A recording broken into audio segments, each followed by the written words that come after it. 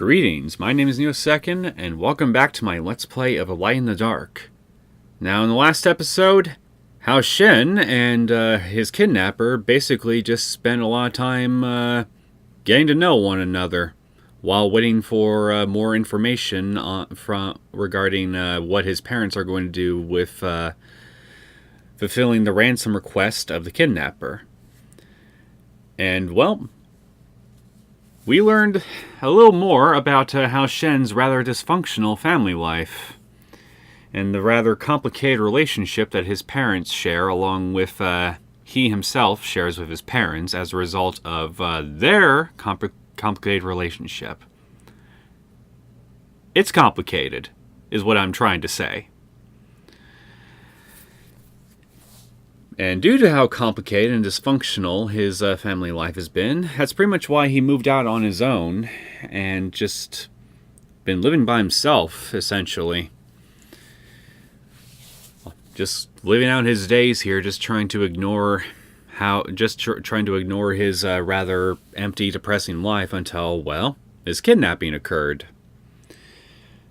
In short, both the kidnapper and kidnappee are finally starting to come to an understanding that they've had misperceptions of each other's character and the kind of lives that they lead, or at least how they themselves viewed the other person handling their specific lives. Well, bottom line is there's been a lot of false first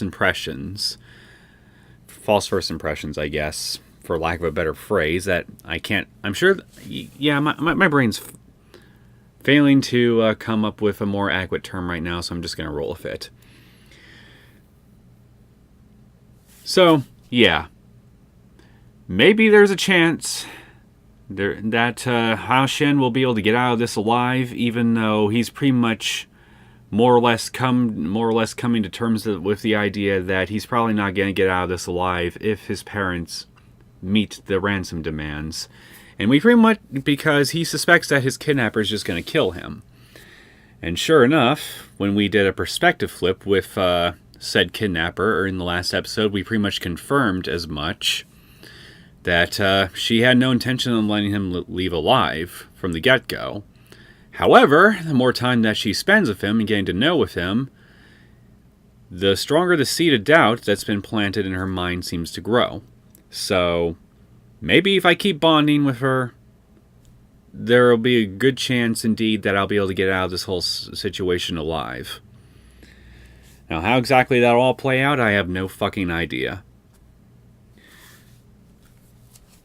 So I think what we can do now is just start day 5, choice, and see what's gonna happen.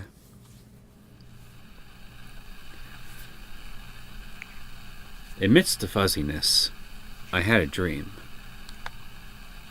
It seemed to be an afternoon after school. My mother hugged me so tight that it made my arms uncomfortable. She kept crying and apologizing, wetting my face with endless teardrops. Why was she crying? I blankly looked at my emotionally collapsed mother. Even the supposedly familiar face appeared unfamiliar at that moment. You know, she was the one who betrayed Father. Even though she was the one who abandoned us. So why did she look so sad? I couldn't ask the simple question from my heart, yet a voice answered nonetheless. That's how the adult world works.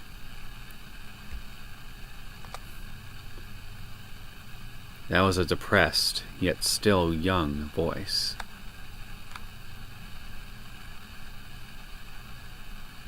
Well, mate, that might be how your adult world works, perhaps, but that doesn't necessarily apply to everybody else. Within the darkness, I realized that was none other but my own voice.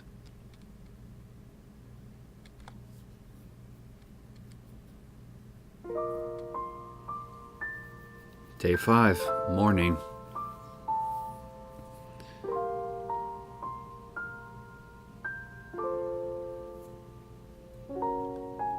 I woke up from my dream in shock, with the realization that my face was all wet. I couldn't recall the details of the dream itself, just a sense of bitterness weighing on my chest, rendering me breathless. There were a few spots of white light from outside on the ground. It was so quiet I could hear my own heartbeat and the wind from the window.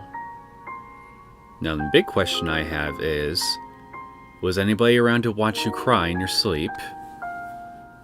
Probably. It was probably 4 or 5 a.m. I must have woken up early because I slept way too early the day before. I sat up to stretch my body, with the joints making clear cracking sounds.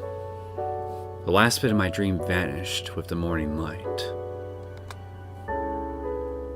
I noticed the girl was leaning against the door of the blanket. With her knife next to her body, she had clearly fallen into a deep sleep. Worrying I might escape, she didn't even want to sleep in an actual bed.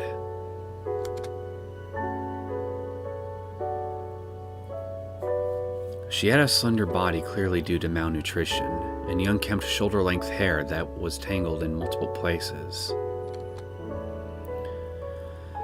Her long eyebrows wrinkled together, as though she couldn't find peace even in the dream. Well, considering everything that's been going on these past few days, and the whole life that she's led up until now, and how much and what's at stake for her, I can't exactly fault her for having a very uneasy sleep. Her long hair didn't seem very healthy. Even the color was not consistent. One probably couldn't care less about their hair, when eating for the night alone was an uncertainty. She could be a beauty if she cleaned herself up and maybe put on some makeup. Carefully observing her asleep face, I almost forgot she was the kidnapper. Having a totally different family might have led to a totally different life for her. Probably. Probably not. Who the hell knows, man? I mean, you just gotta deal with the cards you're dealt with in life. The world is not fair. I remembered what she said and wondered what emotion did she say that line with. Well, I wouldn't say it's more like a bitter acceptance, I guess. Helplessness towards the society. Self-pity. Rage against the rich.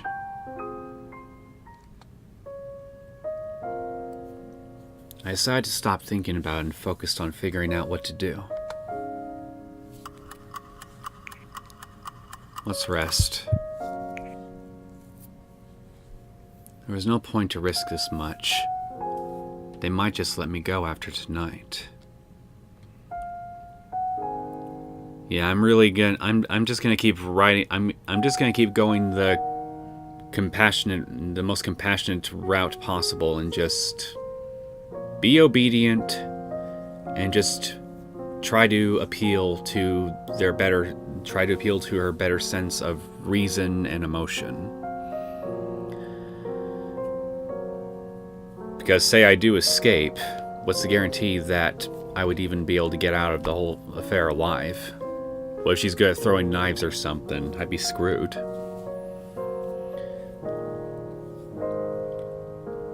Besides, I think it's clear I got something going on, so I want to see this through. There was no point to risk this much. Okay, I just read that. Hearing her voice, I was glad I didn't try anything crazy. I finally managed to let her drop her guard on me. I just needed to be patient and wait for the opportunity. Good morning. What are you doing? She tiredly yawned and looked at me unpleasantly. She's always looking at you unpleasantly, man. Wait for breakfast. She clearly didn't buy it and walked to me with a knife. She checked if the rope was loose. You are free once your dad pays today. No funny business. Alright, alright. Better keep your mouth shut and say nothing. Got it? But how can I say nothing if my mouth is shut? See? I can't say nothing if my mouth's shut. Be reasonable, woman. You'll never make friends if you're this bossy, you know? I agree. I responded jokingly, but she didn't seem to appreciate it. I'd probably have more bruises on my body than you if I were in your position, Hal. So, take comfort in that. That when it comes to two of us, with decisions I've made so far, I am, realistically speaking, the bigger idiot out of the both of us. But then again, if I actually was in your position, I wouldn't be this quite as brazen as I have been. But that's beside the point. She stared at me briefly and decided to say nothing more. She then walked to the bathroom to clean up.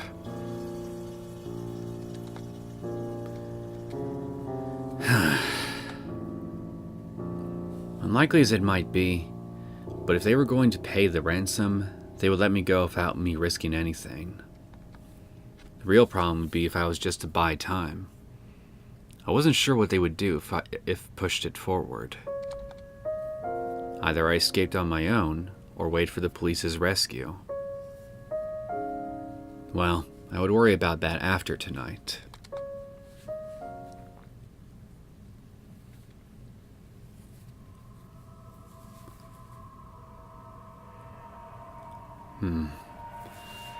So, what to do now?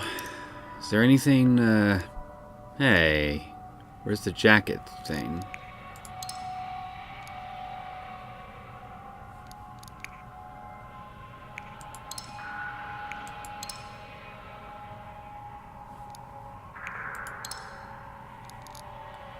Let me at least check and see what my talk options are.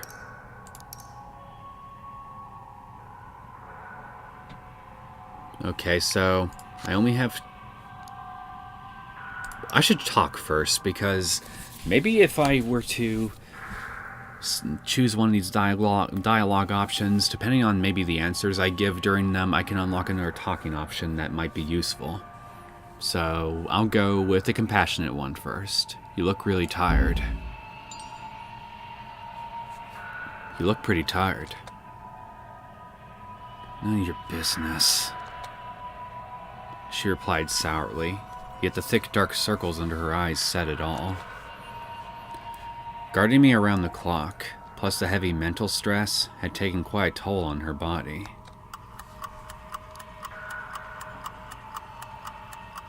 Get some rest if you're not feeling well. Get some rest if you aren't feeling well. Oh, how nice of you. Save your breath if you just want me to drop my guard. I can't move around tied up like this. Besides, I'll be out of here if you get the money today. I'm not so dumb as to risk my own life. Pfft, you better remember that. She grunted, and relaxed herself a little next to the wall. Not sure if that really helped anything, but let's try the money option. Why do you owe that much money? My dad's tried to start a company with someone, but that partner skipped town and followed the money. Well, that sucks. That should be none of your business, though. You can just file for bankruptcy. He thought he could make up the loss if the business kept running, so he loaned a ton from a loan shark. He's no businessman, so the business naturally failed. He himself skipped town too instead of making any money. But legally, that's his own debt. Legally? She cut me off with a grunt. She then asked with a raised eyebrow, "Do you think this is some entrance exam? What are the cops for if everyone follows the law?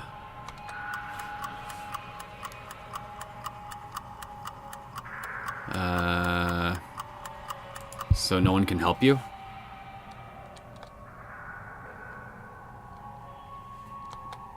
She looked at me with amazement. You need to take responsibility for your own life. Isn't that your favorite line? I mean, enough. Should I fill you in on how I survived till now? She shut me down decisively, and I fell into deep thought next to the window with her cigarette. Note updated. Okay, I got something. The cause of her debt was her father borrowing money from a loan shark. No one had heard from him after he skipped town.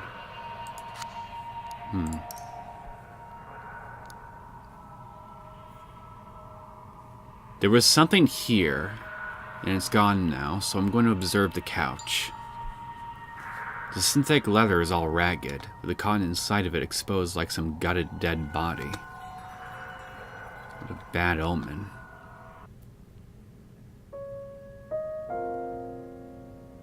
Oh wait, there was something on the desk here too, and now it's gone. I should have checked that, maybe. Oh shit. Too late now. Hopefully this won't screw me over later or something, somehow. She couldn't seem to calm down on the big day. Pacing around the room, she kept checking her phone screen. A sound from outside the door. Judging from the girl's shocked reaction, I wasn't imagining it. Who could that be? There were questions in my mind, but I was pressed against the wall before I could even open my mouth.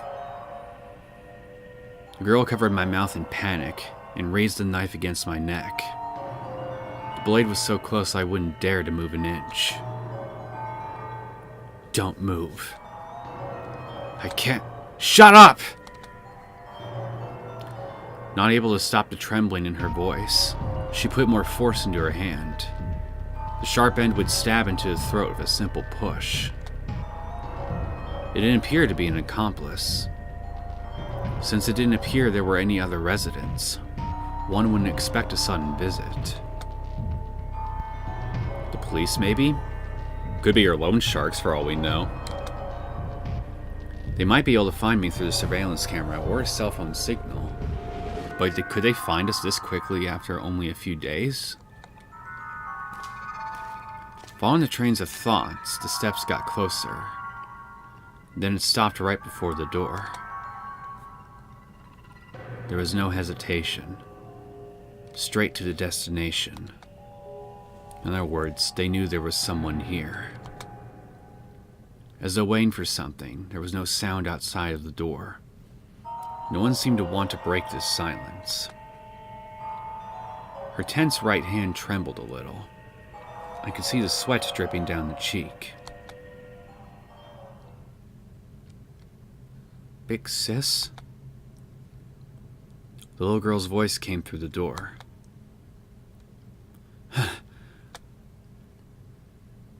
She breathed out heavily and dropped her arms as though exhausted. She opened the door to greet the little girl, who was carrying a bag, and looked at her big sis innocently. What are you doing? Do you know how dangerous it is? If you didn't make a sound, I might have attacked you. Sorry. It was rare to see her getting mad at the little girl, who lowered her head apologetically. Through the door, I could see a view of the stairs. The red armrest and gray wall were the crimson sight of an old apartment. Whatever, as long as it's not the cop. The cop? Wait, didn't I tell you not to come? Who's the cop? What happened? Who asked you to come here? Who? She raised her head suddenly and started to shake the little girl's shoulder with a nervous expression. No one. Then why did you... I just want to be with Big Sis. Her direct response rendered the girl speechless, who became lost in thought while rubbing the little girl's head. The little girl's motive was simple. She just wanted to be with her big sis. But her sister had more to consider. How to avoid police pursuit, what to do after getting the money. It was difficult as it was to escape on her own, let alone taking care of the little girl. Why did you bring so many things? Deciding to let it go, she took the plastic bag. Miss Wang asked me to bring them over. She said they were left over. She knows. I don't know. She just said you should take care of yourself and let her know if you need help. So who's this Miss Wang? I thought it was just you two against the whole world, essentially, and your daddy's loan sharks. She seemed to lose her usual cool, with her head lowered depressingly. Unless it may be your boss from whatever job you're working? Big sis. Miss Wang seems worried about you.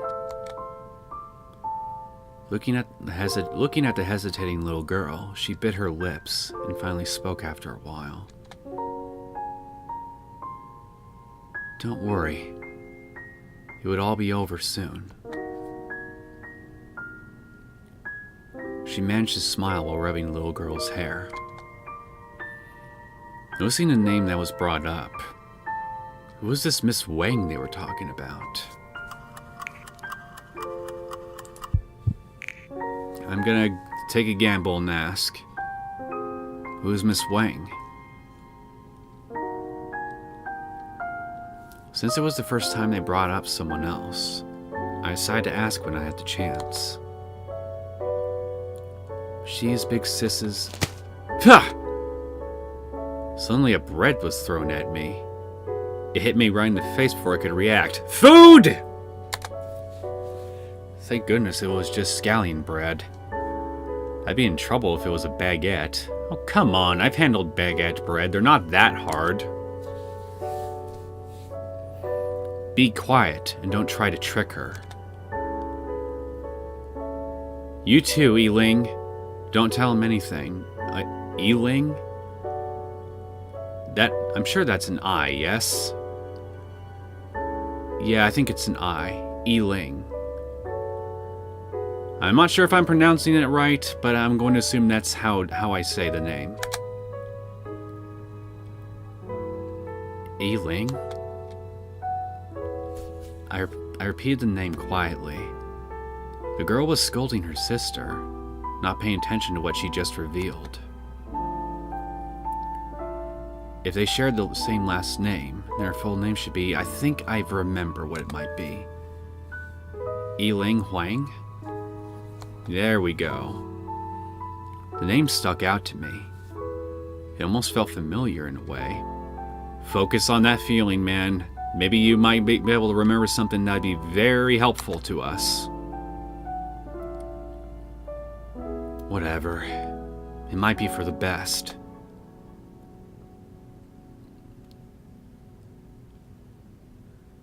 She passed the knife to a little girl and started to leave the room with the cell phone, impatiently.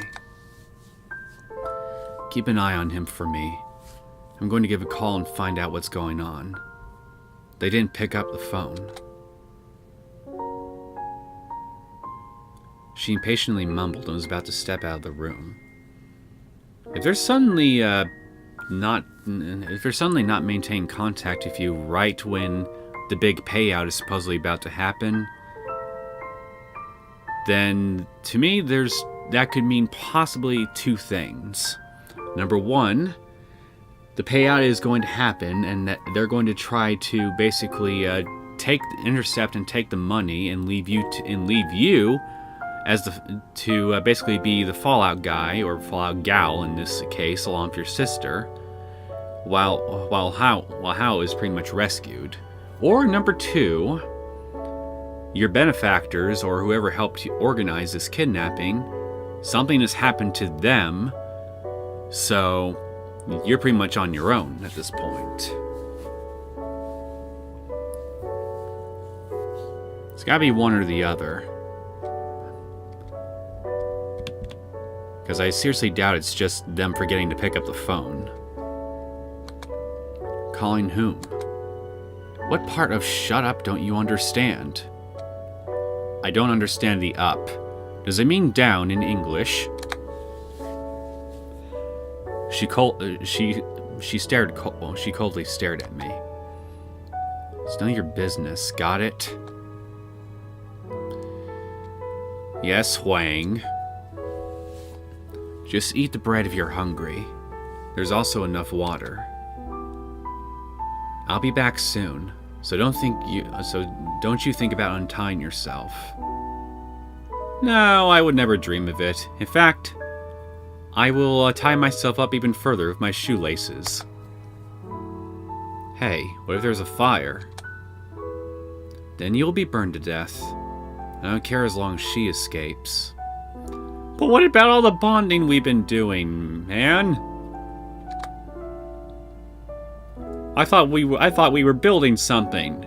But no, you're just content to let that particular newfound bridge burn, I see. Well, so be it. If you find yourself in a building fire, don't expect me to come rescue you. Ah, fuck it, I'd probably rescue you anyway, just because, but still. Ouch, man. Fighting for my privilege only got me a merciless look, with the little girl quietly nodding on the side. Oh, what? You'd leave me in a building fire too? I'll remind you again. No funny business. Then I'll be as unfunny about it as possible. What else can I do? Barbecue? She wanted to say something while staring at me, but eventually she just grunted and left.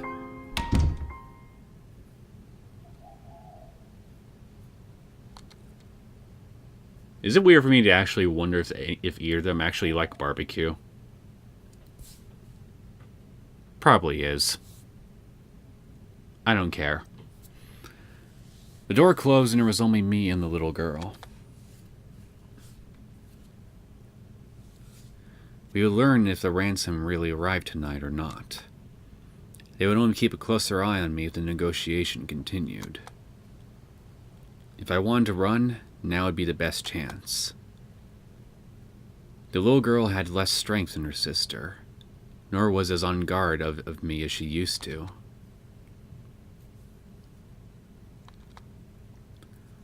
All these choices were like gambling. You never knew what would be your next card. The only thing that mattered was that you only had one choice to bid. It would be nice, though, if I had a little more time to consider my options, though. Hey, origami?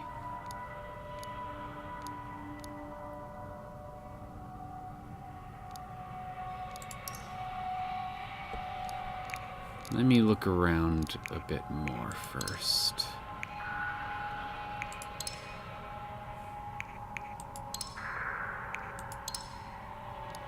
Okay, let me look at the origami figures. Wait a minute, there's something here too.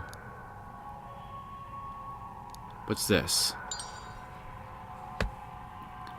I tried to check out the girl's notebook, but she snatched it away from me. Seems like I can't read it without her permission. Oh. So you like cake? I borrowed the dessert magazine from her. I could tell her preferences from all the markings in it. Yes. She nodded eagerly. Her serious reaction was rather amusing. Why is your name reading as S114? Yiling, are you actually a robot? I like fluffy cake. Chocolate cake is the best, but strawberry is fine too. I'm more of a vanilla guy myself. The ones you picked aren't really cheap. Every one of them costs at least a few hundred Taiwan dollars. The stores she marked all looked pretty fancy. There were even a few famous ones that accepted only reservations. Cake shops that you want to go visit once you get your money, I assume. Even I admire these rich ladies' power of consumption. Were they eating a slice of cake, or some gold foil, or maybe pearl powder? From millions in debt to luxurious afternoon tea, that sort of distance was one you couldn't close up in a lifetime. Unless you won the lottery or something. Now you're going back to just being a little young girl. Even if just once, I want to try them with Big Sis. Her quiet words broke my train of thought.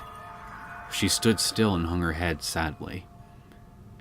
Well, if you let me go and agree to basically do whatever Hao Shin decides to suggest to keep yourselves away from the long reach of the law, maybe, just maybe, we can all go and celebrate a new beginning together at a cake shop.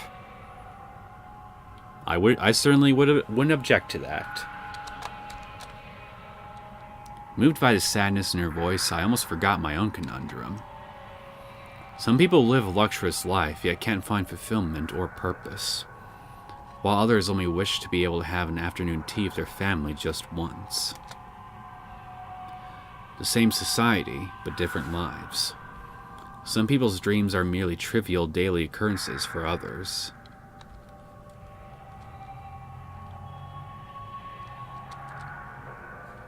When I raised my head, the girl was already back to folding paper.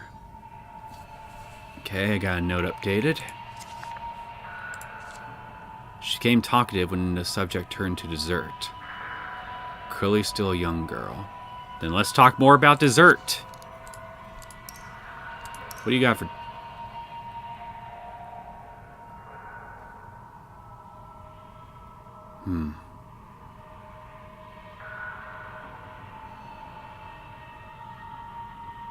Let's try thank you for helping me. As much as I want to look at the origami figures, I think I should focus on conversation.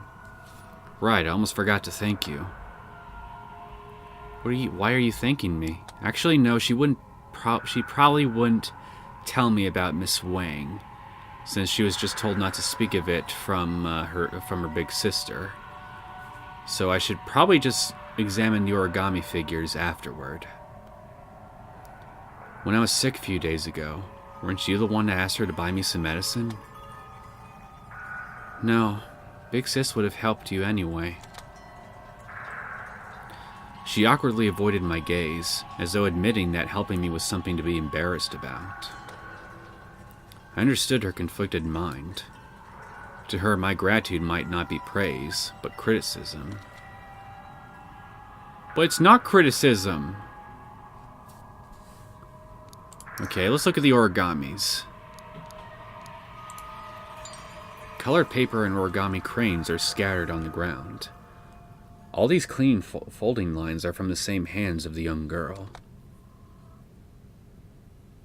Oh, come on, that's it?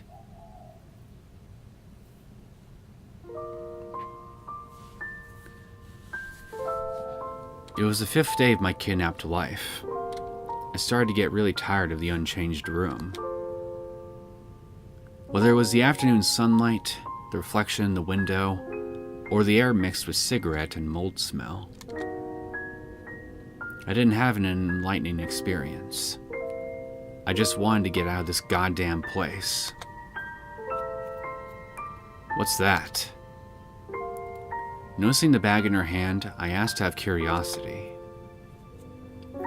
Colored paper. If we're talking about the origami, I already tried to look at that shit. So are you telling me that just examining the things right then and there was just a wasted action? She took out piles of colored paper. The rainbow color really stood out in a depressingly gray room. After a few slick movements, she had nimbly made a small paper crane out of it. You know, considering how impoverished you two are, it's actually rather touching in a way that your sister still gets you stuff like this. Even if, for survival's sake, you'd be better off just spending whatever money you had on food and other resources in order to just stay clean, well-fed, and generally healthy. I mean, a kid's a kid in the end of the day, so, and if life isn't fun in your upbringing, then, well, what kind of person will that make you turn into when you grow up, you know? She moved on to the next paper upon completion, and another one was completed less than a minute. A paper crane? Yes. They buy finished paper cranes from us. Oh, domestic OEM. I heard some factories will outsource sewing and packaging to housewives and paid for quantity upon completion. Interesting. Despite the low pay, many people took on such jobs for the convenience and flexible hours. Well, whatever helps bring in the money. I wanted to help and make some money so we could pay up the debt sooner. She was still working while talking. It wasn't long before there was a small pile. It didn't appear to be her first time. She must have been doing this for a while. How's the payment? How much each? 800 Taiwan dollars for 1,000. More if urgent. 800 per 1,000 cranes. That's less than $1 each. Even if it took only a minute to make one, it would still take 15 hours. That's less than 100 per hour salary. Less than I expected. That's not much. Isn't this manual labor? Don't know. They say people don't buy paper crane anymore. I guess we all prefer new things. If you were $1 million in debt, even a century would not be enough, let alone the interest. There was no foreseeable hope. No wonder they took the risk and kidnapped me. A horse cannot gain weight if not fed with extra fodder during the night. A man cannot become wealthy without earnings apart from his regular pays. Illegal methods are really the only option to make money in the short term without capital.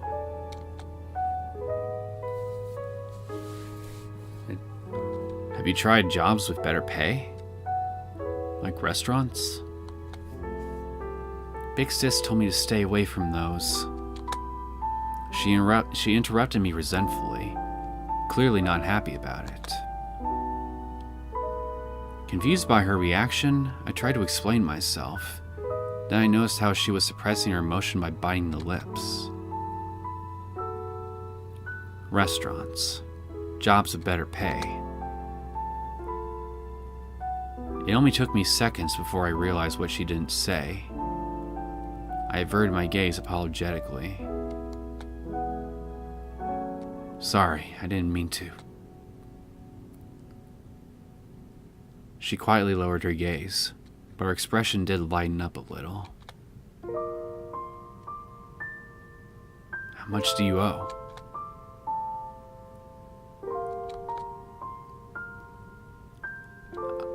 I know that no matter how many I make, it would still not be enough.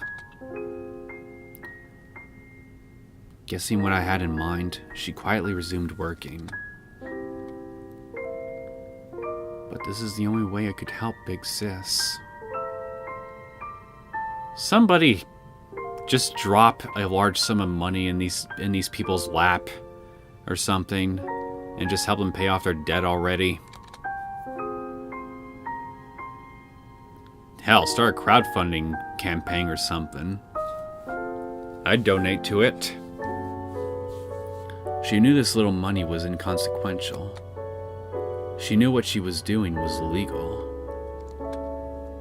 Yet she could only do what she could, even if it was as pointless as filling the ocean with rocks.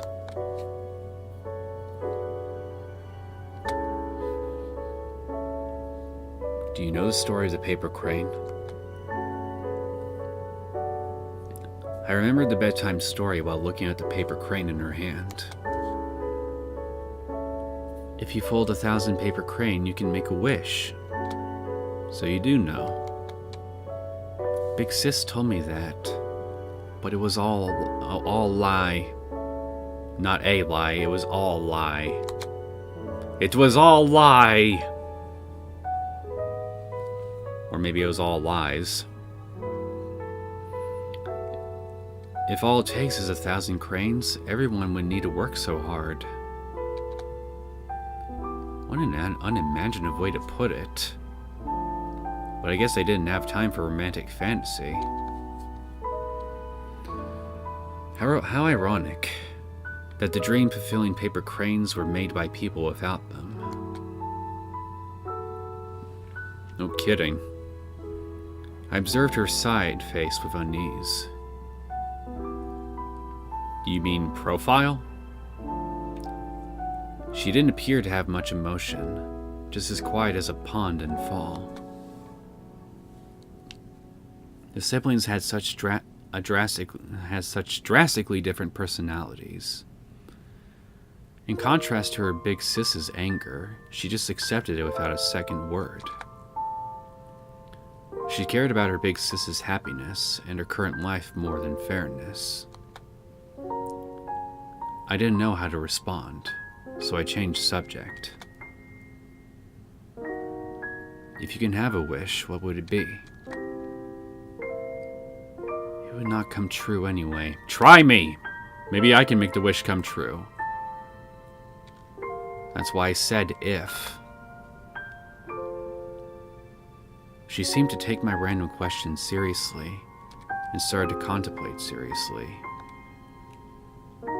She seriously started to contemplate this serious question. Seriously. I want to help the family pay the debt. I hope no one will come for us. I wish Big Sis can find a happier and better job. Oi, getting a little greedy here. You asked me to. God won't listen to you if you ask for too many things, you know. She got interrupted by me and started to smile sadly. A smile more heartbreaking than crying. Well, they won't come true anyway. Please stop making me feel depressed. I tried to comfort her, but couldn't find the words. I resented myself for even bringing this up in the first place. Looking out the window, it was dusk already, and the sun was almost gone. I wasn't sure if they had any luck with the ransom.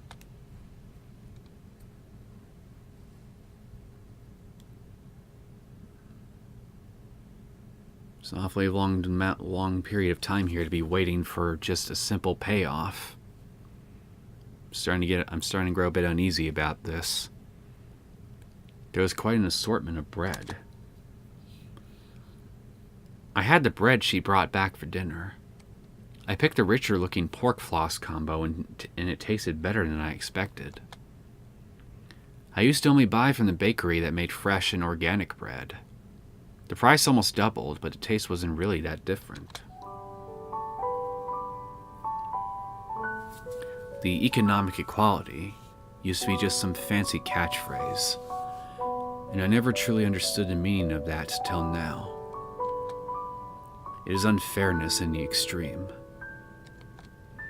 Even if giving the same amount of effort, they would never have the same life as me.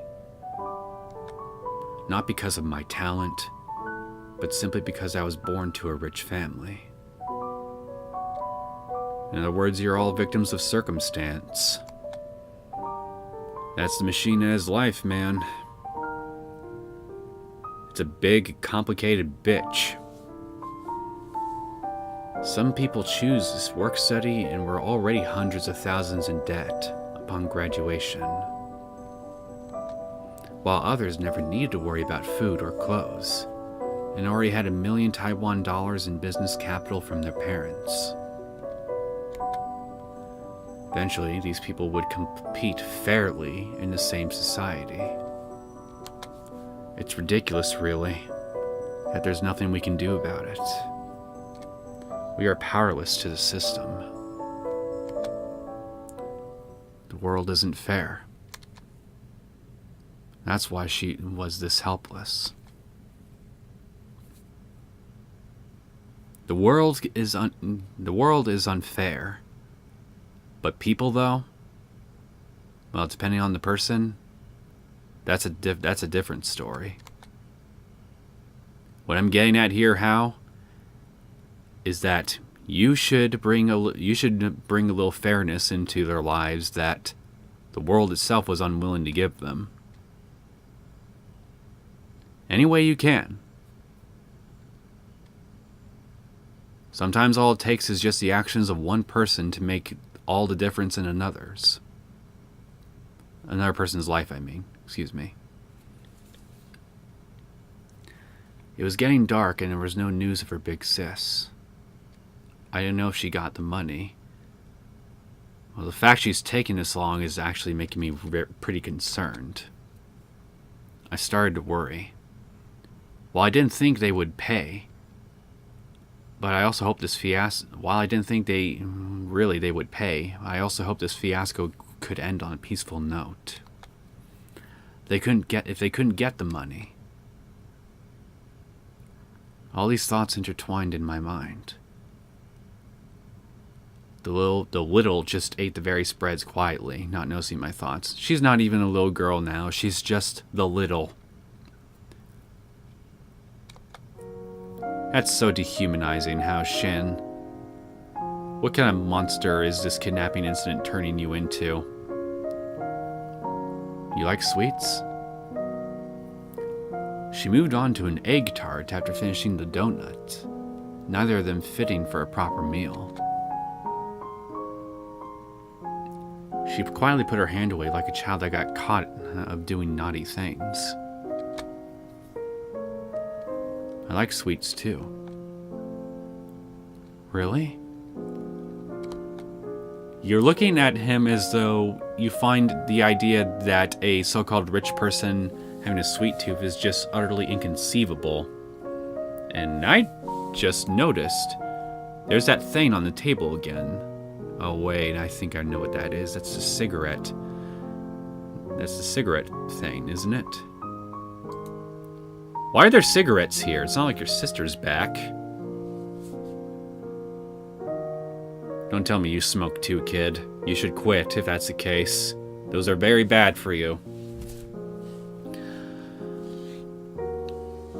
She looked at me with wide eyes, beaming curiosity. The innocence in her expression made one question her age. She looked like a middle schooler, yet her timid personality and over-reliance on her big sister. Her sister seemed to be more like an elementary school kid. Well, considering her upbringing, I wouldn't be surprised if she never really received much of an education, let alone a social life, so she's probably a bit stunted in some areas. Yeah, I like cookies, cakes, and ice cream. Chocolate? Chocolate is nice, but I prefer those with higher % of cocoa. Otherwise it is too sweet with me. Oh, so you're a dark chocolate kind of guy, huh? So am I. Not really understanding it, she just nodded. She paused the work and grabbed a magazine from the book pile and flipped through the pages before putting it before me. It's not my grammar that's failing me, at least half the time here. That's literally what the thing's saying, guys. It was a professional magazine on desserts. There were photos of famous bakeries, and detailed analysis on each of them. Yeah, the translation's starting to get a bit wonkier. I mean, I can still generally understand what it's trying to communicate, but some of the grammar here mistakes are starting to become a bit more frequent, I'm noticing. I could see her notes on some pages, including a white chocolate cake that got specially circled. The pure white cake was decorated with berries and covered in cocoa powder. The elaborate garnish made it look more like an artwork than pastry. Well, a lot of cakes are basically works of art if you really want to be honest about it. I mean, you ever been in a cake shop before? Like, seriously, you'll be surprised by some of the cakes you'll find.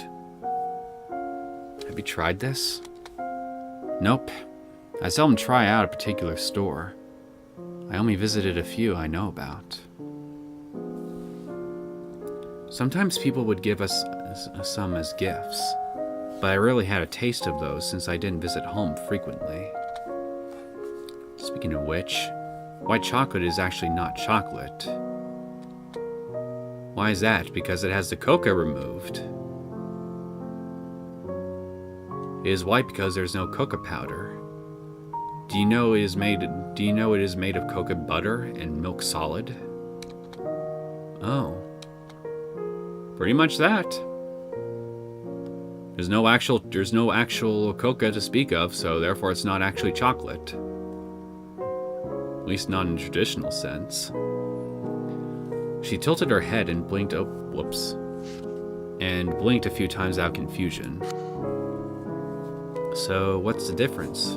Well, color and flavor, mainly. Different ingredients. I heard white chocolate is not as healthy. But it tastes good. Sometimes the stuff that tastes good is not necessarily healthy for you. That's why the saying, the best medicines are always better, exists.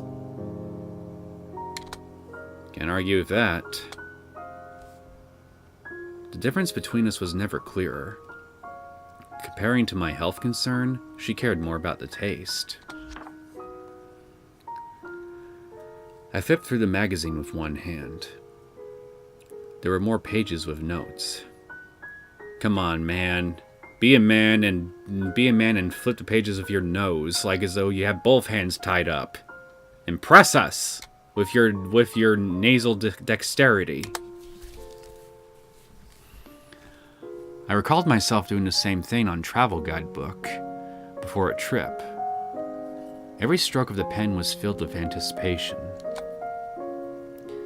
You really want to try them, huh? Yes! Seriously, it's obvious she wants to try some very fancy cake and other forms of dessert. So, if everything works out, take these two to a fucking cake shop. A fancy restaurant, even. I'm sure you got enough money in your own personal savings to at least afford a fancy trip to a fancy restaurant at least once. She lowered her head and I heard her response in a tiny voice. Big Sis said she will bring me there. I was getting a little tired of her constant mentioning of Big Sis. However, she only had her Big Sis to rely on. She couldn't go to school and had to become independent way before others. It just wasn't fair to call her ignorant. Well, it may not be fair to call her ignorant, but in a lot of cases, it's not exactly wrong, now is it? It's not you insulting her or something, it's just simply pointing something out. I sighed. My heart always felt heavy when talking to her. Sometimes I'd rather she was as angry as her sister. At least I wouldn't feel as guilty that way. The magazine was the manifestation of her dream. Desserts, cake, and chocolate. If only Charlie's Chocolate Factory was a real place. If only. From my perspective, these dreams would never come true. Even if she got the money, I don't think she would be able to bring you on a foodie tour. Are you trying to make her depressed, you son of a bitch?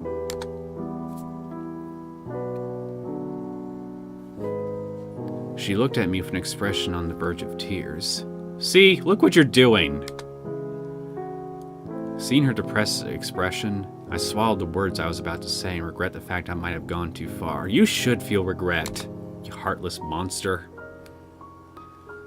How can you deny a child a dream to visit fancy cake shops? I wanted to let her see the reality, but didn't want to hurt her either. Maybe in that instance, it's probably best not just to keep your mouth shut. Follow what Big Sis recommended you to do earlier before she left, and shut it. With that said, there could be a chance for that in the future. Really? Yep. I repeated myself to give her confidence. A shaky light in the dark lightened up her young face, which was filled with unease and sadness. She knew what her sister was doing. That very realization was what shaped her suffering. But she didn't have a choice. Could she stop her sister and convince her to focus on a proper job instead of kidnapping? There was obviously no way. Even an adult would not be able to give an answer, let alone a kid like her. She was not to be blamed here. The ones responsible were her parents, her guardian, or even her big sis.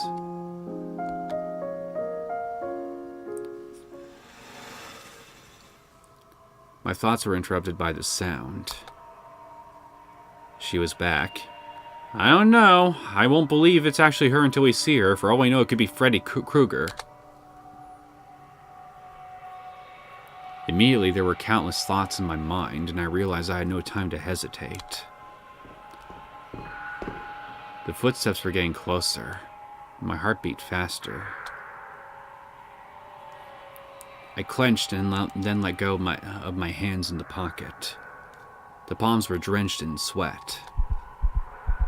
Maybe, just maybe, if she did get the ransom, then it would be all over when she got here. No one would get hurt. They could restart their life. A happy ending like all fairy tales. Or you could just get a bullet to the brain. If she has a gun. I don't know, can citizens in Taiwan even own guns? Something to look up later. No matter how unlikely it was, I wanted to believe that slight chance. But my last chance of escaping as the wager. I seldom gamble on anything, and this would be the only time I truly hoped to win. Give up, man! The girl entered the room with an icy expression. Where have you been? I was worried. And so were these two.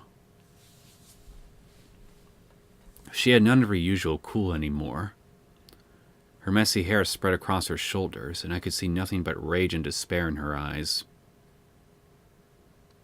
Shit. I knew the answer without asking. So do I, buddy. Big sis? Step aside. The little girl tried nervously to get closer, but only got shoved aside by her big sis, who walked toward me with big steps. Oh, fuck. What did I do? Out of nowhere, a kick landed on my stomach and made me curl up in pain. Before I could react, a myriad of punches landed on me. Big sis! Shut up and step aside!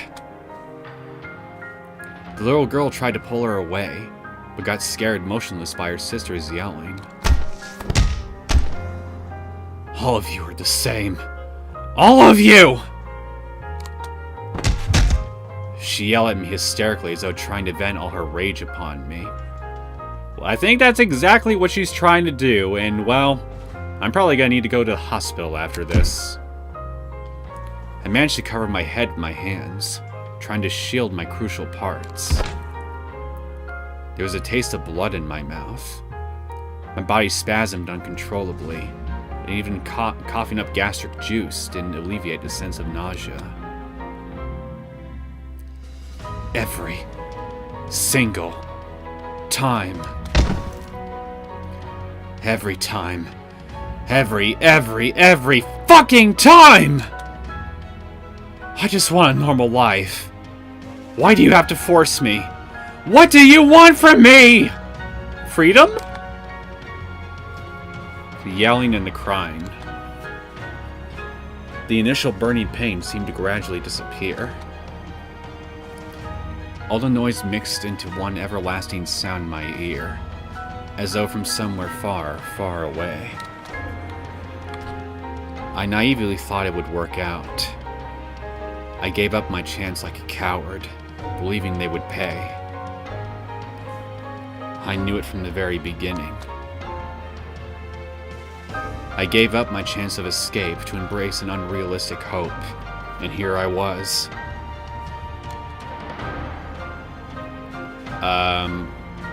What's this? One semicolon S1132. Big sis, why? You said it would be all right. As though hearing her sister for the first time, the girl dropped her fists and faced the crying little girl.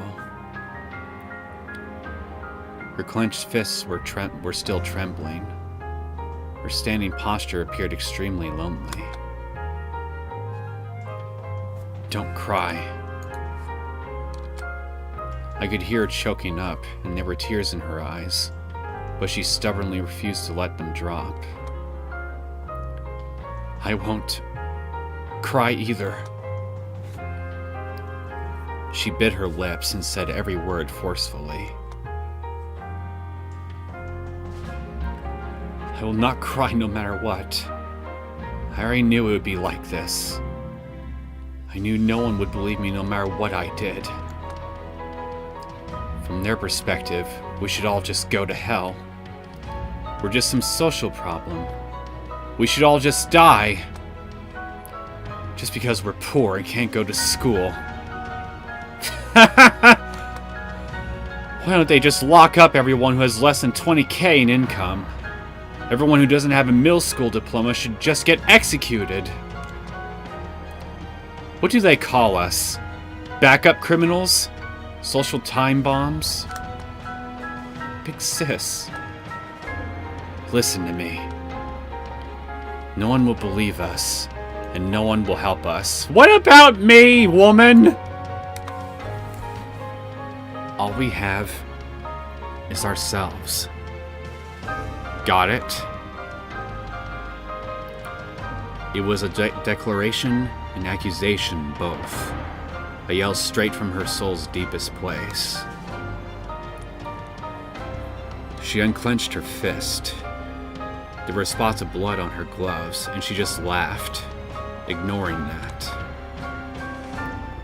I know.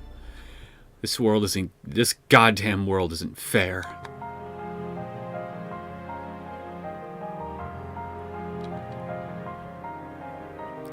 Hearing the familiar words, I finally understood the emotion behind them.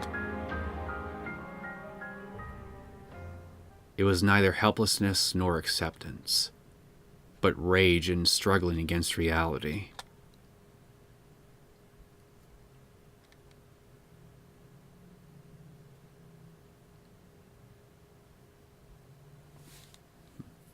Day 6, answer, huh? So, yeah, clearly it didn't work out at all.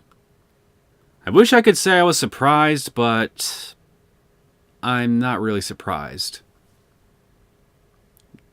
There's a damn mosquito flying around in here. I dare you to get close to me. See what happens. I promise you, it'll be just like getting cookies.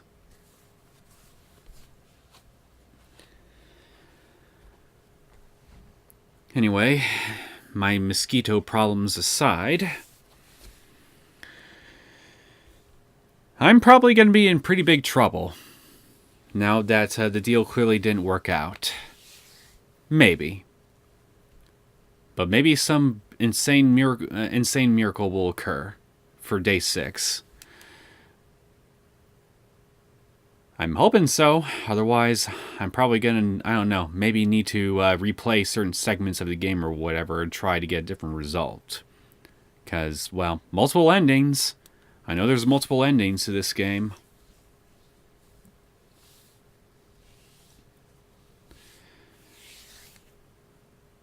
So, yeah, I'm just going to go ahead and end the episode here.